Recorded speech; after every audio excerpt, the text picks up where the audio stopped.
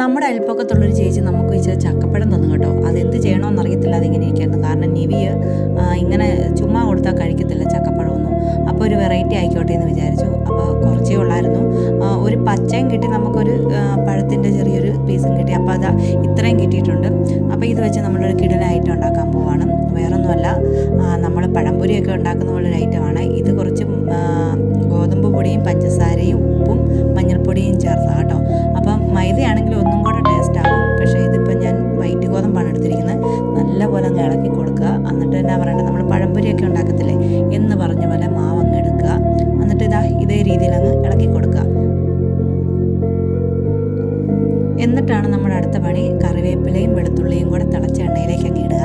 എന്നിട്ട് അതൊന്ന് ചെറുതായിട്ട് മൂത്ത് വരുമ്പം നമ്മുടെ ചക്കച്ചോള അങ്ങോട്ട് പഴമാട്ടോ, ഈ ചക്ക അങ്ങോട്ട് മാവി മുക്കി എണ്ണയ്ക്കകത്തേക്ക് അങ്ങ് ഇട്ട് വറുത്ത് കോരുക. ഈ ഒരു നമ്മുടെ എണ്ണയൊക്കെ മൂത്ത് നിൽക്കുന്ന സമയത്ത് വേണം ഇതിട്ട് കൊടുക്കാൻ കേട്ടോ, അതായത് തിളച്ച് നിൽക്കുന്ന സമയത്ത്. അപ്പോൾ ഈ കറിവേപ്പിലയുടെയും വെളുത്തുള്ളിയുടെയൊക്കെ ആ മണം, അതായത് ആ ഒരു ടേസ്റ്റ് അതിലേക്ക് അങ്ങ് പിടിക്കും കേട്ടോ. നല്ല ടേസ്റ്റാണ് ഇങ്ങനെ തന്നെ. നമ്മൾ പഴംപൊരി കഴിക്കുന്നൊരു ഫീലാണോ എന്ന് ചോദിച്ചാൽ അതുമല്ല, ആ ടേസ്റ്റാണോ എന്ന് ചോദിച്ചാൽ അതുമല്ല, വേറൊരു ടേസ്റ്റ് കേട്ടോ. അപ്പോൾ കണ്ടില്ലേ, നല്ലപോലെ വെന്ത് വന്നിട്ടുണ്ട്. അപ്പോൾ നമ്മളിത് മറിച്ച് കോരി എടുത്തിട്ടുണ്ട്, എണ്ണയൊക്കെ നല്ലപോലെ ഊറ്റിയെടുത്തിട്ടുണ്ട്. അപ്പോൾ ഇത് കഴിക്കാൻ വേണ്ടി നിവി റെഡി ആയിട്ട് നിൽക്കുകയാണ്.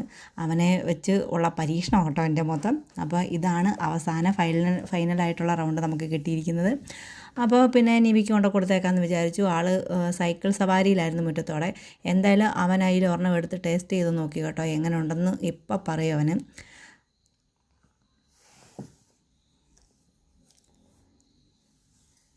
എന്തായാലും മോൻ കൊള്ളാമെന്നാണ് പറഞ്ഞിരിക്കുന്നത്. അപ്പോൾ ഇതേപോലെ ചക്കപ്പഴമൊക്കെ കിട്ടിയാൽ നിങ്ങളും ട്രൈ ചെയ്ത് നോക്കുക കേട്ടോ. നല്ല ടേസ്റ്റാകട്ടോ. ചുമ്മാ കഴിക്കാത്ത പിള്ളേർക്കൊക്കെ ഇങ്ങനെ ഉണ്ടാക്കി കൊടുക്കുകയാണെങ്കിൽ ഒരു വെറൈറ്റി പോലെ അവരങ്ങ് കഴിച്ചോളും.